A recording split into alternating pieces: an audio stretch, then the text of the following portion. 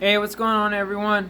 I just wanted to create a quick video because I'm going ahead and I'm taking apart the new Tama that I got today. Well, I didn't get it today. I'm taking it apart right now today. But I just wanted to show the inside of the shell. Now that I have the hoop off, I'll show the hoop here in just a second. But I'm cleaning it all up and I'm putting new heads on it. I have, well, what I had sitting around was a 13-inch ambassador coated. Let me flip the camera. So I had a new 13-inch, and what it came with, what it had on it was a Weather King. But you can see it's pretty beat up and dented and got divots in it. And it's still in all right shape. But, you know, I've got the new head, so why not put it on, right? So I'm going to put on this ambassador coated for the batter. And then I have a Evans 300 mil. Just not a hazy, but a clear 300. I also have a hazy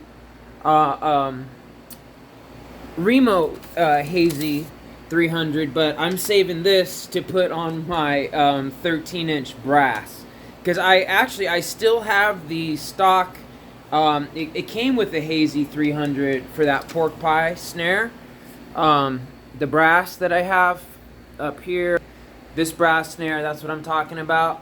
So since I have two snare resos, one clear, one hazy, one Evans, and one Remo, I'm going to save the hazy for the brass, and I'm going to put the 300 on this drum. So basically, just showing now the inside of it, the bearing edges.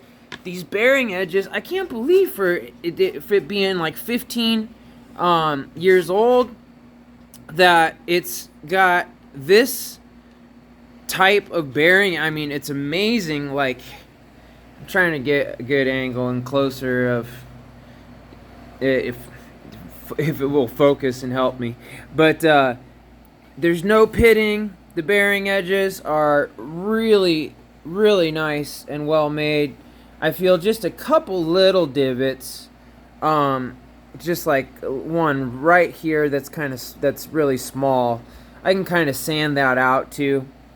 But my point being, the drum is in fantastic shape, and the shell, I mean, as I rotate it here, I'm still, I mean, usually you can see the seam. Oh, there, okay, yeah. So the seam, I can see right there, but it kind of just looks like the grain of the wood as well.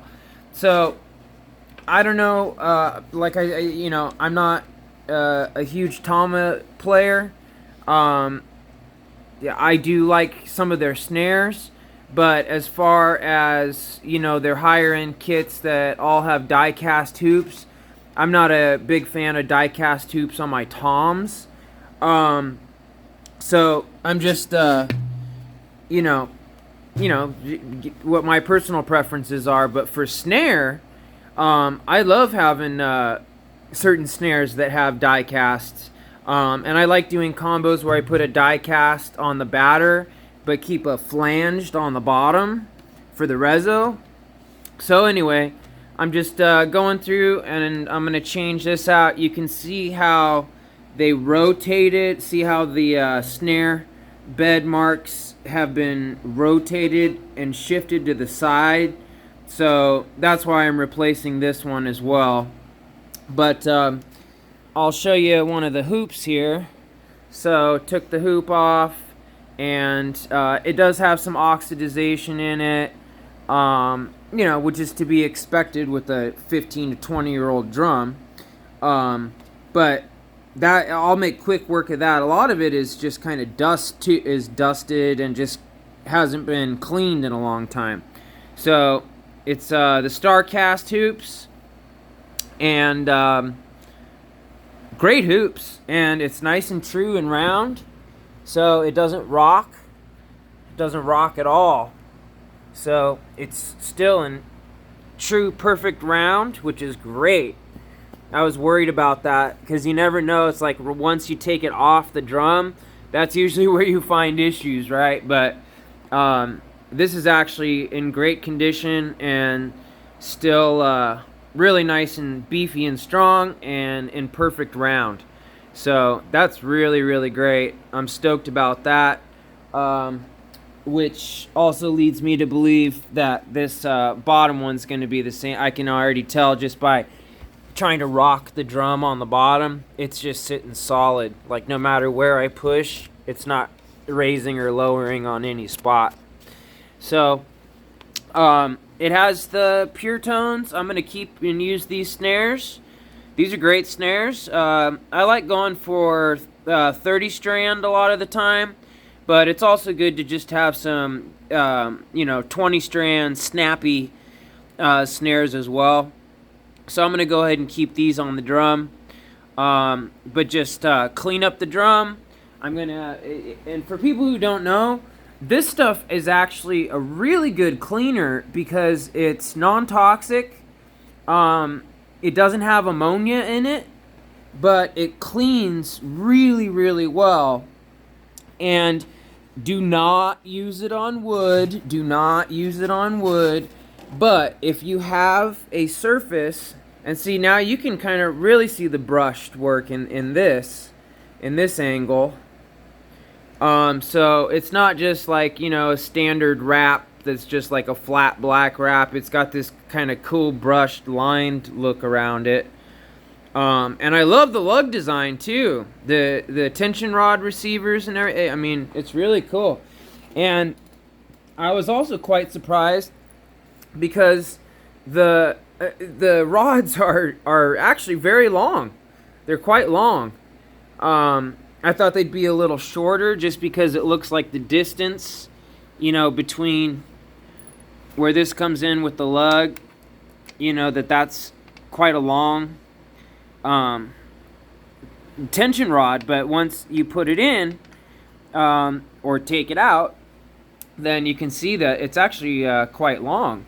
So these are really good, thick, beefy, and long. So I'm going to go ahead and clean these up, take some of that old grime or dust off of there, reapply some lube to it, in addition to cleaning the hoops to the best of my ability and getting all of that.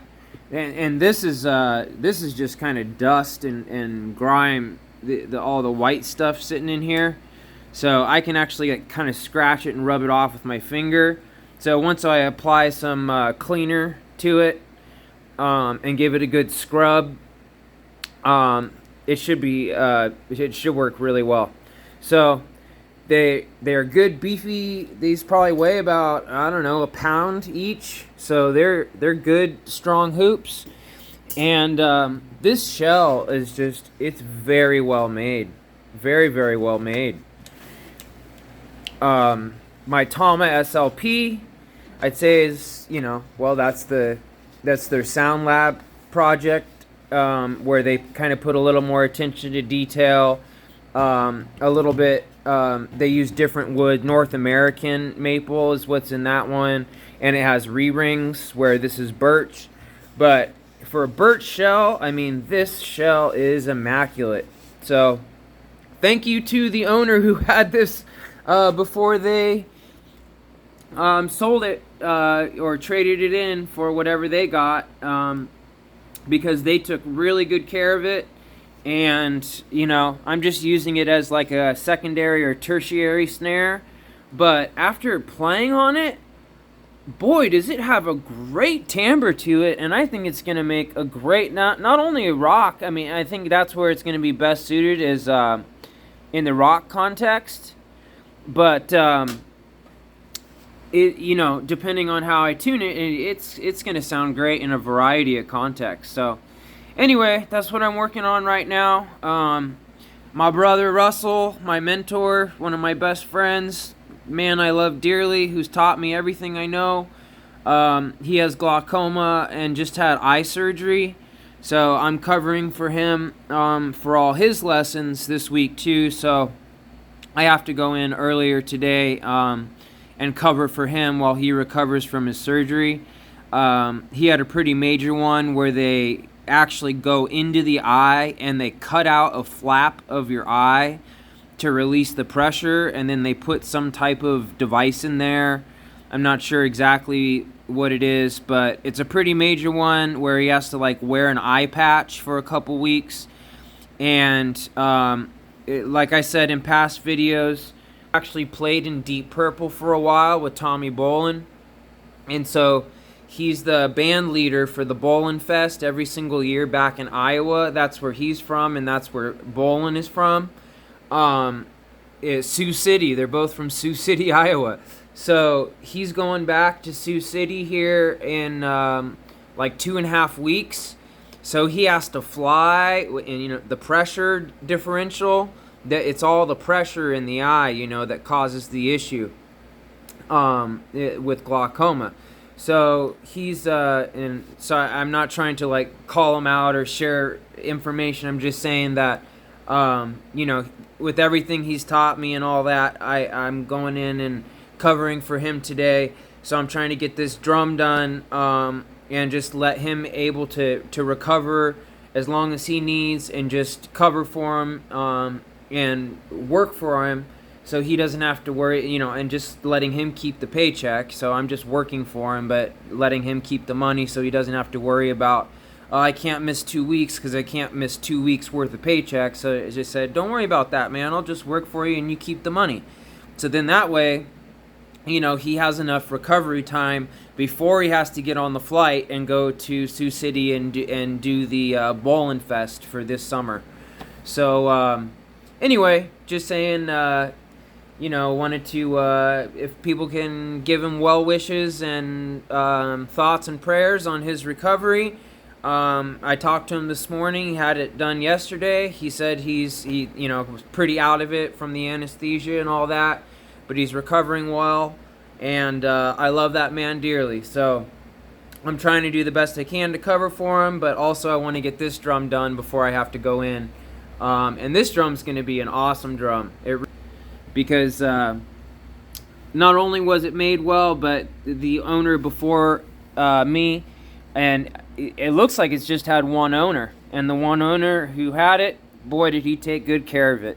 Because even if it was made in the, you know, early 2000s, I mean, that still makes it a 20-year-old drum.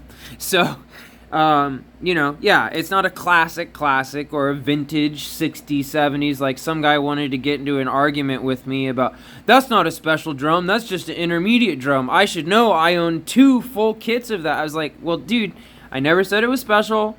I never said it was vintage. I said I picked it up for $100. I said, you know, it was like, why are you even arguing? I don't understand. It's like, I never made any of the claims in the video that you're saying I did.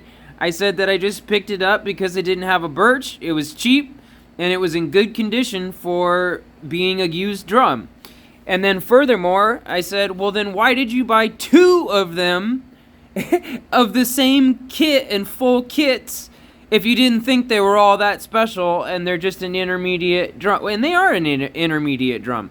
But it was just funny. It's like, okay, then why did you buy 2 full kits worth of them if you think they're garbage drums? You know, it was like, I don't know, man. Your cognitive dissonance is just killing me right now. I was like, well, okay, you can own 2 of those, and I'll go ahead and I'll try to prepare for multiple contexts and situations where I have a bop. I have a concert kit that I don't mind if some drunk dude falls into it on stage. And then I have one for recording.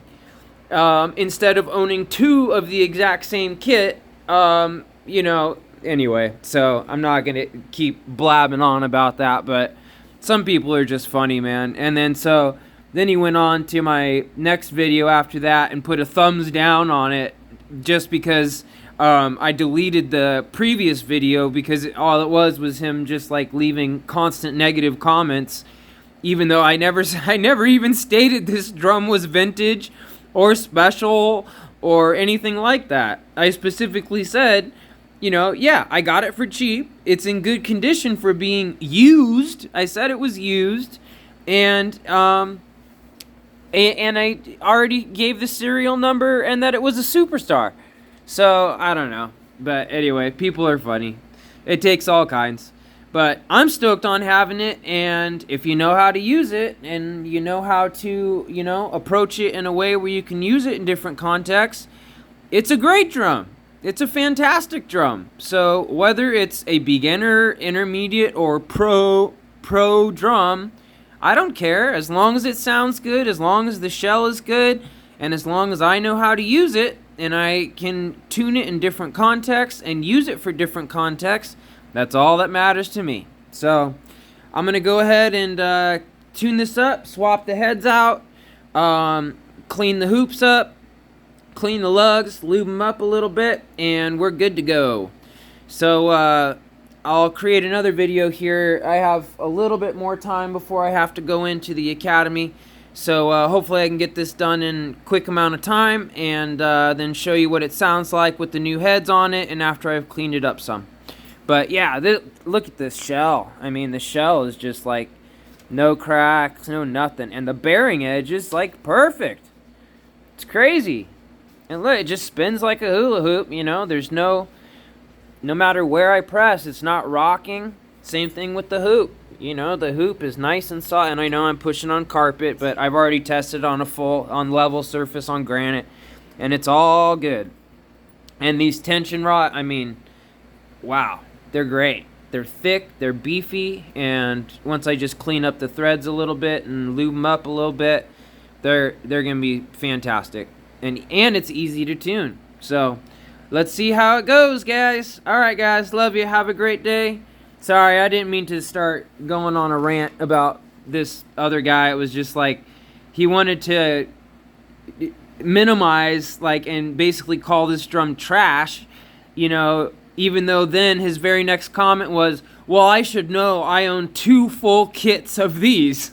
It's like, well, then if that's true, then why in the heck did you buy 2 kits of this series and of these drums? It was just like, dude, you're not making any sense. And then it was like, yeah, no reply after that. It was like, oh, yeah, maybe I didn't really quite think about that before I made that comment.